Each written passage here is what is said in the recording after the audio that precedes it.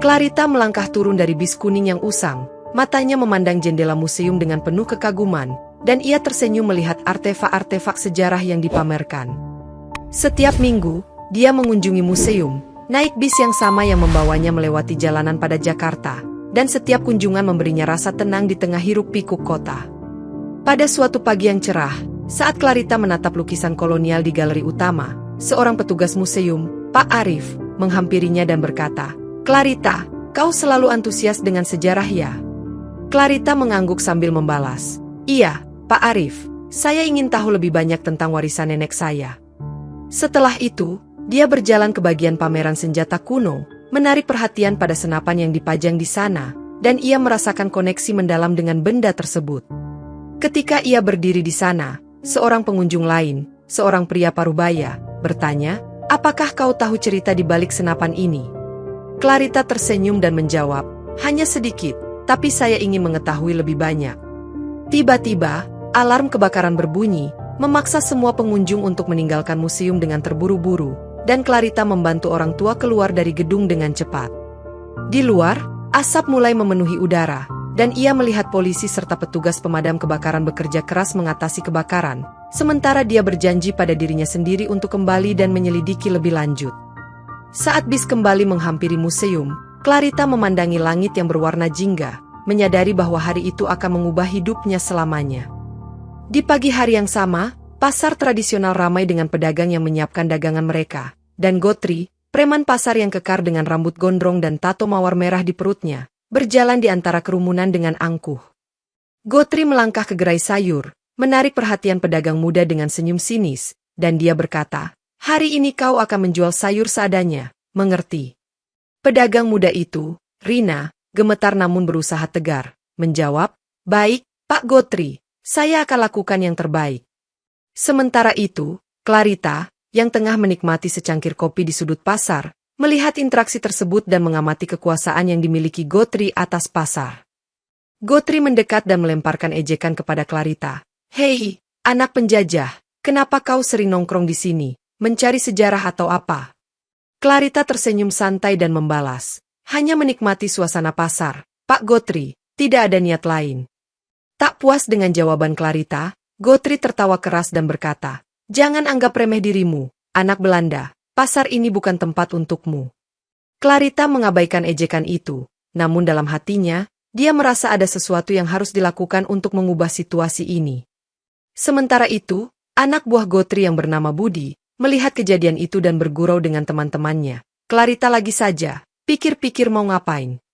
Malam itu, saat lampu pasar mulai redup, Gotri berdiri di tengah keramaian, memandang pasar yang kini tenang, dan dia merencanakan langkah selanjutnya untuk mempertahankan kekuasaannya.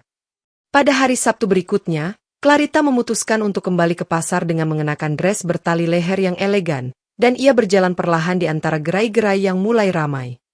Gotri, yang sedang mengawasi pasar, melihat Clarita dan memutuskan untuk menggoda, lalu berkata, "Wah, hari ini kau tampil beda, Clarita, mau pameran apa nih?" Clarita tertawa ringan dan menjawab, "Hanya ingin menikmati pagi di pasar, Pak Gotri, tidak ada yang spesial." Namun, Gotri tidak puas dan dengan sengaja menarik tali dres Clarita dengan kasar, membuat dresnya terlepas, dan dia tertawa, "Hati-hati, anak penjajah, jangan sampai jatuh." Clarita, meskipun berhasil menahan dresnya agar tidak jatuh, merasa penghinaan itu sebagai pemicu kemarahan yang selama ini terpendam, dan dia berkata tegas, "Itu batasnya, Gotri." Anak buah Gotri yang bernama Joko melihat kejadian itu dan mendekat, memperingatkan Clarita, "Jangan main-main dengan Gotri, Clarita, bisa berakibat fatal." Clarita mengabaikan peringatan itu dan berjalan pergi dengan langkah mantap, namun dalam benaknya, ia sudah mulai merencanakan sesuatu yang besar. Malam itu, di rumahnya yang sederhana, Clarita membuka buku-buku sejarah dan meneliti lebih dalam tentang senapan kuno yang pernah ia lihat di museum. Ia menemukan referensi tentang senapan tersebut yang konon memiliki kekuatan khusus, dan ia mulai berpikir bahwa senjata itu bisa menjadi alat balas dendamnya terhadap Gotri. Dengan tekad bulat, Clarita memutuskan bahwa hari esok adalah hari pertama dari perjalanannya untuk mengakhiri kekuasaan Gotri di pasar. Keesokan harinya, Clarita kembali ke museum lebih awal dari biasanya, dan ia menyelinap ke dalam gedung sebelum dibuka untuk umum, dengan tujuan menemukan lebih banyak informasi tentang senapan kuno. Dia menelusuri lorong-lorong yang sepi, matanya terfokus pada setiap detail artefak, hingga akhirnya ia menemukan pintu tersembunyi yang mengarah ke gudang rahasia. Dengan hati-hati, Clarita membuka pintu tersebut dan masuk ke dalam ruang yang dipenuhi dengan senjata-senjata kuno dan dokumen-dokumen tua. Di tengah gudang, ia menemukan kotak kayu tua yang tampaknya tidak pernah dibuka. Lalu ia membuka kunci dan menemukan senapan kuno yang sama yang pernah ia lihat sebelumnya. Saat memegang senapan itu, Clarita merasakan energi aneh mengalir melalui tubuhnya, dan ia berpikir, apa rahasia yang tersembunyi di balik senapan ini? Ia mulai membaca dokumen-dokumen yang ada di sekitar senapan, menemukan catatan tentang ritual kuno yang melibatkan peluru emas dan kekuatan mistis. Clarita menyadari bahwa senapan ini mungkin memiliki kemampuan khusus yang bisa menembus kekuatan kebal yang dimiliki Gotri, dan ia semakin yakin bahwa ini adalah kunci untuk mengalahkannya. Namun, saat ia hendak meninggalkan gudang, suara langkah kaki mendekat, dan ia bersembunyi di balik rak senjata, menyaksikan seorang petugas museum, Pak Arif, masuk ke dalam ruang itu. Pak Arif, tanpa menyadari keberadaan Clarita, mulai merapikan senjata-senjata dan berkata kepada dirinya sendiri, semoga tidak ada yang tahu tentang gudang rahasia ini. Setelah Pak Arif pergi, Clarita mengambil senapan kuno tersebut dengan hati-hati dan bergegas keluar dari museum, menyadari bahwa waktunya untuk bertindak sudah dekat. Keesokan harinya, Clarita memutuskan untuk mencari informasi lebih lanjut tentang peluru emas yang disebutkan dalam dokumen kuno, dan ia mengunjungi perpustakaan kota yang terletak tidak jauh dari museum. Di perpustakaan, ia bertemu dengan seorang pustakawan tua, Bu Sari, yang mengenali ketertarikannya pada sejarah, dan Clarita berkata, Bu Sari, bisakah Anda membantu saya mencari informasi tentang peluru emas dalam sejarah Indonesia? Bu Sari tersenyum dan membimbingnya ke rak buku khusus, lalu berkata, peluru emas itu konon digunakan oleh para pahlawan lama untuk melawan kekuatan gelap, mungkin ada di sini. Clarita menemukan buku tua yang berisi kisah tentang nenek moyangnya yang pernah terlibat dalam perang melawan penjajah, dan ia membaca tentang sebuah peluru emas yang disimpan sebagai simbol keberanian. Tiba-tiba, seorang pria tua mendekatinya dan berkata, kamu mencari sesuatu yang spesial, nak? Clarita menoleh dan melihat seorang pria tua dengan mata yang penuh kebijaksanaan, lalu ia menjawab, ya Pak, saya mencari informasi tentang peluru emas yang pernah digunakan dalam sejarah. Pria tua itu memperkenalkan dirinya sebagai Pak Joko, seorang sejarawan lokal, dan berkata, peluru emas itu bukan sembarang peluru. Ia memiliki kekuatan yang bisa mengalahkan kegelapan, tapi hanya bisa digunakan oleh orang yang benar-benar membutuhkan. Clarita merasa bahwa ini adalah petunjuk penting, dan ia bertanya, bagaimana cara menemukan peluru emas tersebut? Pak Joko memberikan petunjuk arah ke sebuah rumah tua di pedalaman Bogor yang dipercaya menyimpan peluru emas tersebut, dan ia menambahkan, hati-hati, perjalananmu tidak akan mudah.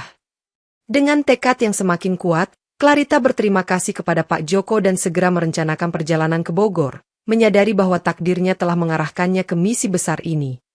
Pada malam hari, Clarita kembali ke rumahnya yang sederhana, membawa senapan kuno dan buku-buku yang ia kumpulkan selama pencariannya, dan ia mulai merakit strategi untuk perjalanan ke Bogor.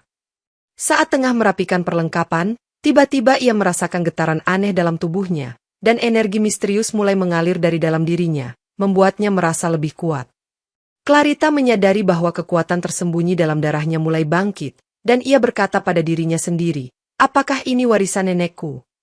Dengan kekuatan baru yang dirasakannya, ia menguji senapan kuno tersebut di halaman rumah, menembakkan beberapa peluru kosong dan merasa kontrol yang lebih baik atas senjata itu. Tiba-tiba, suara pintu diketuk, dan ia membuka pintu untuk menemukan Bu Sari, yang membawa secangkir teh hangat, lalu berkata, aku tahu kau sedang sibuk, Clarita, minum dulu.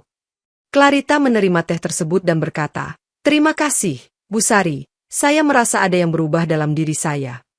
Bu Sari tersenyum bijaksana dan menjelaskan, kamu adalah keturunan pahlawan, Clarita, kekuatan itu ada dalam darahmu, dan sekarang waktunya untuk menggunakannya dengan bijak. Malam itu, Clarita mempersiapkan diri untuk perjalanan ke Bogor keesokan harinya, memastikan semua perlengkapan siap dan senapan kunonya terisi dengan peluru bulat. Saat matahari terbenam, ia berdiri di balkon rumahnya, melihat ke arah langit yang mulai gelap, dan ia merasa siap untuk menghadapi tantangan yang akan datang. Dengan semangat yang membara, Clarita menyadari bahwa perjalanan ini bukan hanya tentang membalas dendam, tetapi juga tentang menemukan identitas dan warisan sejatinya. Pada hari berikutnya, pagi-pagi buta, Clarita naik bis menuju pasar dengan perlahan, mengenakan pakaian serba hitam untuk menyamarkan dirinya, dan ia tiba di pasar sebelum sebagian besar pedagang bangun. Sambil menyelinap di antara gerai-gerai yang masih sepi, ia mengamati rutinitas para anak buah Gotri yang mulai menyiapkan pasar untuk hari itu, dan ia menunggu momen yang tepat. Saat matahari mulai terbit, pasar mulai ramai dengan pembeli dan penjual, dan Clarita mengambil posisi strategis di balik salah satu gerai sayur. Gotri, yang sedang mengawasi semuanya, melihat Clarita di keramaian dan tersenyum sinis, lalu berkata, "Ah, kamu kembali lagi, siap untuk hari yang penuh tantangan." Clarita mengangguk tanpa kata, menarik peluru bulat dari kotak amunisinya, dan berkata, "Hari ini, semuanya akan berubah, Gotri." Tanpa peringatan, ia menembakkan peluru pertama ke arah salah satu anak buah Gotri, Budi, yang sedang lewat, dan peluru itu mengenai sasaran dengan tepat, membuat Budi terjatuh pingsan. Kerumunan panik dan terkejut melihat aksi Clarita, sementara Gotri berdiri tenang dan berkata, "Kau pikir senjata kuno itu bisa mengalahkanku?" Clarita maju lebih dekat, menembakkan peluru kedua ke arah anak buah lain, berhasil melumpuhkan mereka satu persatu dengan presisi yang mematikan. Namun, saat ia mencoba menembak Gotri secara langsung, senapan itu tidak berhasil menembus tubuhnya, dan Gotri tetap berdiri dengan kekal tanpa cedera, membuat Clarita tercengang. Melihat kegagalan senapannya, Clarita menyadari bahwa ada sesuatu yang lebih kuat dari yang ia duga, dan ia berjanji untuk menemukan cara mengalahkan Gotri dengan segala upaya yang dimilikinya. Malam itu, setelah serangan pertamanya, Clarita kembali ke museum untuk menyelidiki lebih dalam tentang ritual gelap yang mungkin melindungi Gotri, dan ia membuka dokumen-dokumen kuno yang ia temukan sebelumnya. Ia menemukan catatan tentang ritual yang melibatkan pengorbanan nyawa manusia dan penggunaan peluru emas untuk memberikan kekuatan kebal kepada seseorang, yang ternyata adalah Gotri. Dengan informasi baru ini, Clarita menyadari bahwa ia tidak hanya melawan seorang preman biasa, tetapi juga kekuatan mistis yang dibuat untuk melindungi Gotri dari ancaman apapun. Ia berpikir, jika Gotri dilindungi oleh ilmu kebal, mungkin peluru emas adalah satu-satunya cara untuk mengalahkannya. Clarita kemudian mencari cara untuk mendapatkan peluru emas tersebut, mengingat kembali petunjuk yang diberikan oleh Pak Joko tentang rumah tua di Bogor. Namun, ia juga mengetahui bahwa mencari peluru emas akan membawa risiko besar, karena ia harus menghadapi penjaga yang mungkin menggunakan sihir untuk melindunginya. Saat ia sedang merencanakan langkah selanjutnya, telepon rumahnya berdering, dan seorang suara familiar berkata, "Clarita, hati-hati di pasar, ada yang tidak beres." Clarita menyadari bahwa Kompol Wahyu, oknum polisi korup yang bekerja sama dengan Gotri, mulai mencurigainya dan mungkin mengirim anak buahnya untuk menangkapnya. Dengan cepat, ia menyembunyikan senapan kuno dan dokumen-dokumen penting di tempat yang aman, lalu berkata, "Aku harus bergerak cepat sebelum semuanya terlambat." Menyadari bahwa musuh-musuhnya semakin mendekat, Clarita memutuskan untuk segera memulai perjalanan ke Bogor untuk menemukan peluru emas yang bisa menjadi kunci untuk mengalahkan Gotri. Clarita tiba di kantor polisi pada pagi hari berikutnya, berpura-pura ingin melaporkan tindakan premanisme di pasar, dan ia berharap bisa mendapatkan informasi tentang keterlibatan Kompol Wahyu. Saat memasuki ruang tunggu, ia melihat Kompol Wahyu sedang berbincang dengan rekan-rekannya, dan ia merasa jantungnya berdetak lebih cepat, menyadari bahaya yang mengintai. Clarita mendekati meja resepsionis dan berkata, "Saya ingin membuat laporan tentang ancaman di pasar, tolong arahkan saya ke Kompol Wahyu." Resepsionis itu menatapnya dengan curiga namun tetap memberikan nomor ruang Kompol Wahyu, dan Clarita melangkah masuk dengan penuh percaya diri. Di ruang kerja Kompol Wahyu, ia melihat pria itu sedang membaca dokumen, lalu berkata, "Apa yang bisa saya bantu, Clarita?" Clarita menatap tajam dan berkata, "Saya datang untuk melaporkan bahwa pasar kita tidak aman lagi, ada preman yang membuat ancaman." Kompol Wahyu tersenyum licik dan menjawab, "Tenang saja, anak muda. Kami akan menangani masalah ini dengan segera." Namun, Clarita tahu bahwa kata-kata itu hanyalah kedok, dan ia mulai mencari cara untuk mendapatkan bukti keterlibatan Wahyu dalam kejahatan yang dilakukan oleh Gotri. Setelah pertemuan itu, ia menyelinap keluar dari kantor polisi dengan hati-hati, menyadari bahwa ia perlu mencari aliansi yang bisa membantunya melawan sistem korup yang ada. Kembali ke rumah, Clarita menyusun rencana baru untuk menggali lebih dalam tentang hubungan antara Kompol Wahyu dan Gotri, menyadari bahwa ini adalah langkah penting untuk mengalahkan musuhnya. Pada malam hari, Clarita kembali ke pasar dengan tujuan mencari bukti keterlibatan Kompol Wahyu, dan ia mengamati setiap gerai serta aktivitas para penjaga keamanan. Saat ia mendekati salah satu gerai, seorang anak buah Gotri, Joko, mendekatinya dengan senyum palsu dan berkata, "Hei, Clarita, butuh bantuan atau sekadar ingin berbicara?" Clarita merasakan sesuatu yang aneh namun tetap tenang dan menjawab, "Saya hanya ingin tahu lebih banyak tentang keamanan pasar, apakah semuanya berjalan lancar?" Joko, yang sebenarnya adalah mata-mata Gotri, mengangguk dan berkata, "Tentu saja, tapi kau tahu, kadang-kadang ada masalah kecil yang perlu ditangani secara pribadi." Tanpa diduga, Joko menarik Clarita ke belakang gerai dan membuka pintu masuk ke gudang, lalu berkata, "Mari kita bicara di sini." Saat mereka berada di dalam gudang yang gelap, Joko menyerang Clarita dari belakang, berusaha menjebaknya dalam posisi lemah. Clarita, yang telah mempersiapkan diri untuk kemungkinan ini, dengan cepat menarik senapan kuno dan menembakkan peluru kosong ke arah Joko, memaksa anak buah itu mundur. Terjadi pertarungan sengit di dalam gudang, dengan Clarita menggunakan kekuatan barunya untuk melawan serangan Joko yang tak henti-hentinya. Akhirnya, Clarita berhasil melumpuhkan Joko, namun ia menyadari bahwa ini hanyalah permulaan dari pertempuran melawan kekuatan yang lebih besar. Dengan luka yang mulai muncul di tubuhnya, Clarita bergegas keluar dari gudang, menyadari bahwa ia sekarang menjadi target utama bagi Gotri dan para sekutunya. Setelah insiden di pasar, Clarita memutuskan untuk mempercepat perjalanannya ke Bogor, dan ia berangkat pagi-pagi sekali dengan bus menuju pedalaman. Setibanya di Bogor, ia mengikuti petunjuk yang diberikan oleh Pak Joko, menuju ke sebuah rumah tua yang terletak di tengah hutan lebat, dan ia merasakan kehadiran sesuatu yang misterius. Di depan rumah tua tersebut, ia bertemu dengan seorang penjaga tua yang mengenakan pakaian tradisional, lalu berkata, "Kau datang untuk mencari peluru emas ya?" Clarita mengangguk dan menjawab, "Ya, saya perlu peluru itu untuk mengalahkan Gotri dan mengakhiri kekuasaannya." Penjaga tua itu mengamati Clarita dengan seksama sebelum membiarkannya masuk ke dalam rumah, lalu berkata, "Masuklah, tapi ingat bahwa peluru emas ini hanya bisa digunakan sekali." Di dalam rumah, Clarita melihat sebuah peti kayu yang dihiasi dengan ukiran rumit, dan ia membuka peti tersebut dengan hati-hati, menemukan sebuah peluru emas yang berkilauan.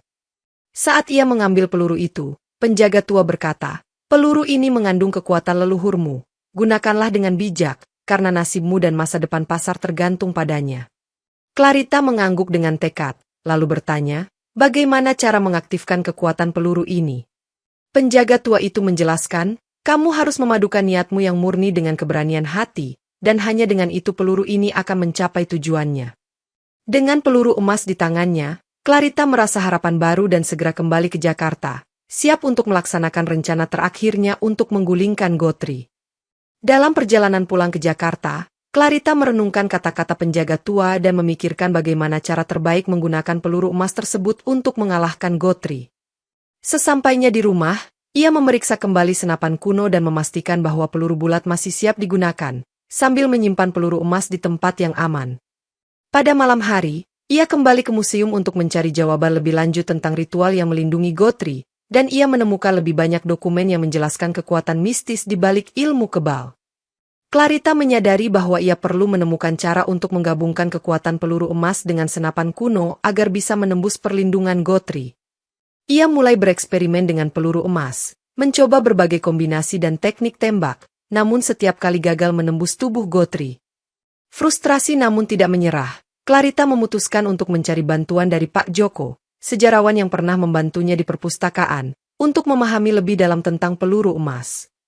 Saat ia menghubungi Pak Joko, ternyata pria tua itu sudah tiada, meninggalkan surat terakhir yang berisi petunjuk tentang lokasi terakhir peluru emas yang bisa diaktifkan. Dalam surat tersebut, Pak Joko menulis, peluru emas harus ditembakkan dengan keberanian hati yang tulus, dan hanya dalam momen yang benar peluru itu akan menunjukkan kekuatannya.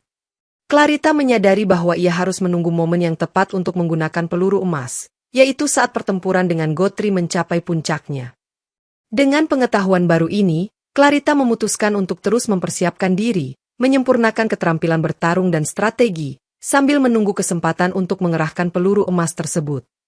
Clarita kembali ke Jakarta dengan perasaan lega setelah menemukan peluru emas, namun ia tahu bahwa perjalanannya belum selesai dan tantangan masih menantinya di pasar. Ia mulai merekrut beberapa teman yang dipercaya untuk membantunya dalam misinya, termasuk Rina, pedagang sayur yang pernah diintimidasi oleh Gotri, dan seorang teknisi komputer bernama Dedi. Bersama-sama, mereka merancang sistem pengawasan rahasia di pasar untuk mengumpulkan bukti keterlibatan Kompol Wahyu dalam kejahatan Gotri, sambil tetap menjaga identitas mereka. Pada suatu malam yang tenang, Clarita dan timnya berhasil merekam percakapan rahasia antara Kompol Wahyu dan Gotri, membicarakan rencana mereka untuk memperluas kekuasaan di pasar. Dengan bukti yang cukup, Clarita memutuskan untuk melanjutkan misinya dengan langkah lebih berani, mengetahui bahwa mereka sekarang berada di jalur yang benar untuk menggulingkan korupsi. Namun, Kompol Wahyu mulai mencurigai aktivitas Clarita setelah menerima laporan tentang serangan preman di pasar, dan ia memerintahkan anak buahnya untuk menangkap Clarita. Saat Clarita sedang mengamati pasar dari atas gedung, ia melihat pasukan kecil polisi korup mendekatinya, siap untuk menangkapnya. Dengan cepat, ia mengaktifkan sistem pengawasan yang telah dipasang, memantau pergerakan musuh dan memberikan sinyal kepada timnya untuk melarikan diri. Dalam kekacauan pengejaran, Clarita menggunakan senapan kuno untuk menciptakan distraksi, sementara timnya berhasil melarikan diri ke tempat yang aman. Meskipun berhasil menghindari penangkapan, Clarita menyadari bahwa pertempuran melawan Kompol Wahyu dan Gotri semakin intens, dan ia harus segera menemukan cara untuk mengakhiri semuanya. Clarita memutuskan untuk menghadapi Kompol Wahyu secara langsung, dan ia menyusun rencana untuk menculiknya selama salah satu pertemuan rahasia mereka di sebuah gudang kosong.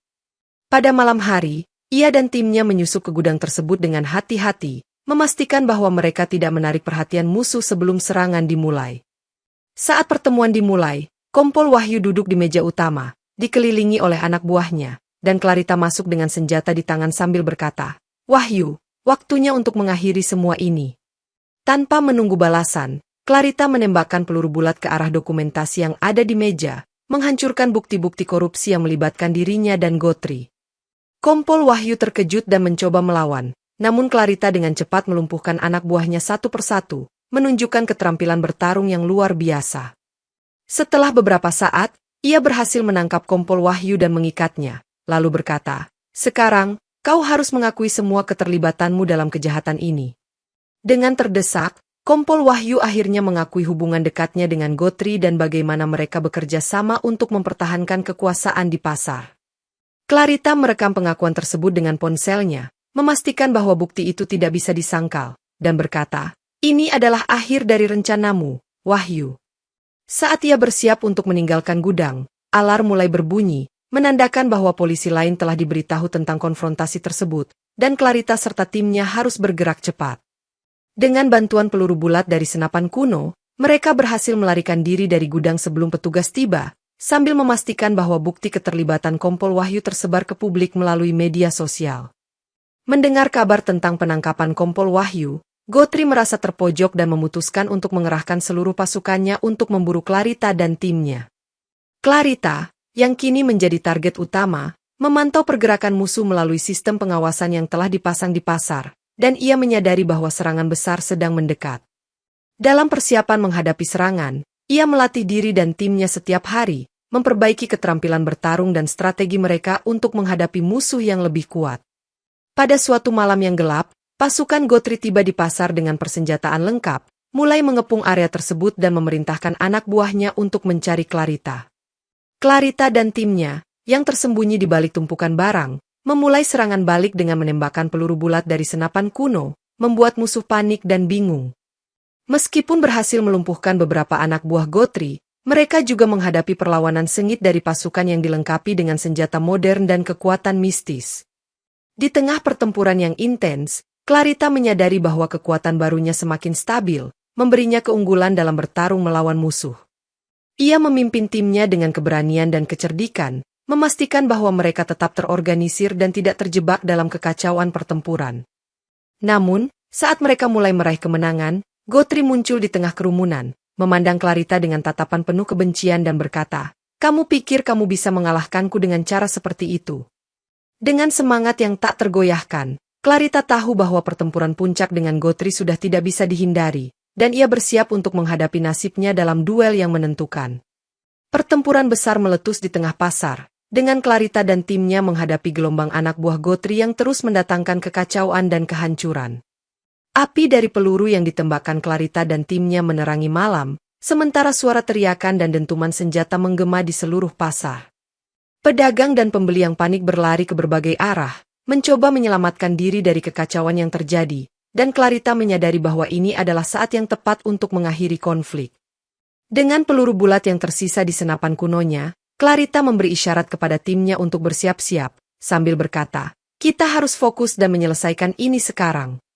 Ia mulai menembaki anak buah Gotri satu persatu, menggunakan setiap tembakan dengan presisi yang mematikan, memastikan bahwa mereka tidak bisa bangkit kembali. Di tengah pertempuran, ia melihat Gotri yang terus melawan dengan kekuatan mistisnya, mencoba melindungi diri dari setiap serangan yang diarahkan kepadanya. Clarita tahu bahwa untuk mengalahkan Gotri, ia harus menggunakan peluru emas yang telah ia simpan, namun ia masih menahan diri untuk menciptakan momen yang tepat. Sementara itu, Kompol Wahyu yang masih hidup mulai bergabung dengan pasukan Gotri, memperkuat pertahanan mereka dan membuat pertempuran semakin sengit. Clarita, yang menyadari bahwa waktu hampir habis, memutuskan untuk mengorbankan peluru bulat terakhirnya untuk menarik perhatian Gotri, sambil berkata, "Ini adalah waktunya." Dengan langkah berani, ia maju menuju Gotri, siap untuk menghadapi pertempuran terakhir yang akan menentukan nasib pasar dan keadilan di sekitarnya. Clarita dan Gotri berdiri berhadapan di tengah pasar yang hancur, dengan mata mereka saling bertatapan penuh kebencian dan tekad, sementara kerumunan penonton menyaksikan dengan napas tertahan. Gotri, dengan tubuh kekar dan tato mawar merah yang bersinar di bawah cahaya api, mengangkat tangan kanan dan mulai mengeluarkan energi mistis yang melindungi tubuhnya, membuat senjata biasa tidak efektif. Clarita, dengan senapan kuno di tangan dan peluru emas yang tersimpan di saku, mengambil napas dalam-dalam dan berkata, "Ini akhir dari semuanya, Gotri, tidak ada lagi kekerasan." Gotri tertawa sinis dan menjawab, "Kau pikir peluru emas itu cukup untuk mengalahkanku? Kau salah besar, anak penjajah." Dengan keberanian yang membara, Clarita menarik peluru emas dari saku dan memasukkannya ke dalam senapan kuno, lalu menembak dengan penuh keyakinan, berharap bahwa kekuatan peluru itu akan menembus ilmu kebal Gotri. Peluru emas melesat dengan kecepatan tinggi, menembus udara malam dan mengenai tato mawar merah di perut Gotri dengan presisi yang luar biasa, menyebabkan luka parah yang tidak bisa ditutup oleh ilmu kebalnya. Gotri terjatuh ke tanah dengan suara desisan terakhir, dan energi mistis di sekitarnya mulai menghilang, meninggalkan tubuhnya yang terluka parah tanpa perlindungan. Clarita mendekati Gotri yang terbaring dan berkata, "Ini adalah akhirnya, keadilan akan menang di pasar ini." Dengan napas yang tersengal, Gotri mengangguk lemah dan berkata, "Kau benar, Clarita, kau adalah pahlawan yang sebenarnya." Sebelum menghembuskan nafas terakhir, Gotri memandang Clarita dengan rasa hormat yang mendalam, dan tubuhnya pun mati dengan damai, mengakhiri era kekerasan yang telah lama menghantui pasar. Setelah duel yang menentukan, pasar menjadi hening sejenak, sementara Clarita berdiri di samping tubuh Gotri yang mati, merasakan campuran kemenangan dan kelelahan yang mendalam. Ia melihat ke sekeliling, menyaksikan para anak buah Gotri yang terjatuh dan kerusakan yang ditinggalkan oleh pertempuran, lalu berkata, "Kini pasar ini bebas dari tirani." Timnya datang mendekat, memeluk Clarita dan berkata, "Kau berhasil, Clarita, kita telah mengalahkan Gotri dan mengakhiri kekuasaannya." Clarita tersenyum lelah namun puas, dan ia mengeluarkan peluru emas dari senapannya, lalu berkata, "Ini adalah senjata terakhir yang kita butuhkan untuk memastikan keadilan tetap tegak." Ia menatap langit malam yang mulai cerah dengan fajar yang baru, merasa bahwa perjuangan panjang mereka akhirnya berbuah manis. Di tempat lain, Kompol Wahyu yang terluka parah dilarikan ke rumah sakit oleh tim Clarita, dan bukti keterlibatannya dalam korupsi serta kejahatan di pasar mulai tersebar ke publik. Media sosial meledak dengan berita tentang jatuhnya Gotri dan pengungkapan keterlibatan polisi korup, menciptakan kegemparan dan mendorong reformasi di tingkat kepolisian. Clarita, yang kini menjadi simbol perlawanan melawan korupsi, diundang untuk berbicara di berbagai acara dan menjadi inspirasi bagi banyak wanita muda di seluruh Indonesia. Di pasar yang dulunya dipenuhi kekerasan dan ketakutan, kini berdiri kembali gerai-gerai dengan suasana yang damai dan penuh harapan, berkat usaha Clarita dan timnya. Dengan hati yang tenang, Clarita menyadari bahwa perjuangan mereka belum sepenuhnya selesai, namun langkah pertama telah berhasil diambil untuk menciptakan perubahan yang lebih baik. Sehari setelah kematian Gotri, Clarita dan timnya mengumpulkan semua bukti keterlibatan Kompol Wahyu dalam kejahatan dan korupsi, lalu menyerahkannya kepada media nasional. Berita tentang pengungkapan ini menyebar dengan cepat, menyebabkan kehebohan di kalangan publik dan memicu demonstrasi menuntut keadilan serta reformasi kepolisian. Polisi anti korupsi datang untuk menyelidiki kasus ini secara menyeluruh, dan Kompol Wahyu akhirnya ditangkap dan diadili atas semua kejahatan yang dilakukannya. Di pasar, para pedagang dan warga mulai merestorasi lingkungan mereka, bekerja sama untuk memastikan bahwa kekerasan tidak akan pernah kembali menguasai tempat mereka. Clarita menjadi tokoh publik yang dihormati, sering diundang untuk memberikan pendapat dan membantu dalam program-program pemberdayaan komunitas. Dia mendirikan sebuah yayasan yang bertujuan untuk melawan korupsi dan memberikan pelatihan kepada wanita muda agar bisa menjadi pejuang keadilan di komunitas mereka. Berkat usaha kerasnya, pasar yang dulunya penuh dengan preman kini berubah menjadi pusat perdagangan yang aman dan makmur, menarik lebih banyak pengunjung dan meningkatkan ekonomi lokal. Media menghargai keberanian Clarita dalam melawan korupsi dan kekerasan, memberinya gelar sebagai pahlawan nasional yang inspiratif. Di malam hari, Clarita sering mengunjungi museum lagi, mengenang perjalanan panjangnya dan menghormati warisan neneknya yang membimbingnya dalam perjuangan ini. Dengan keberhasilan yang telah dicapai, Clarita merasa bahwa era gelap di pasar telah berakhir, dan masa depan yang cerah kini terbentang di depan mereka semua.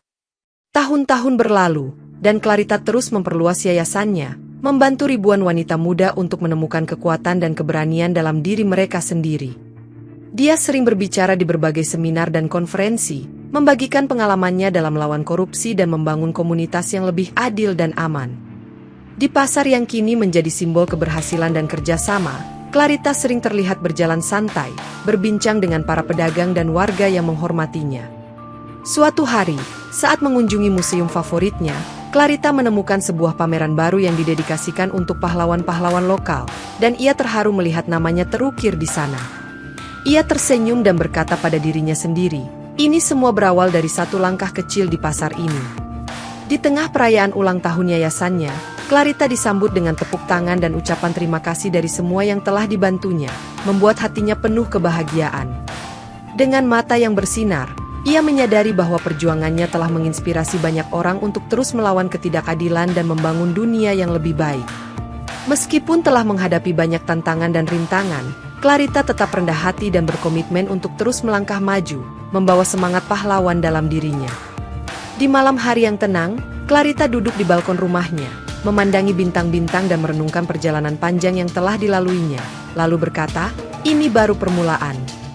Dengan tekad yang kuat dan hati yang penuh harapan, Clarita berjanji untuk terus menjadi pejuang yang melindungi keadilan dan kebenaran di tanah airnya, memastikan bahwa warisan heroiknya akan terus hidup selamanya.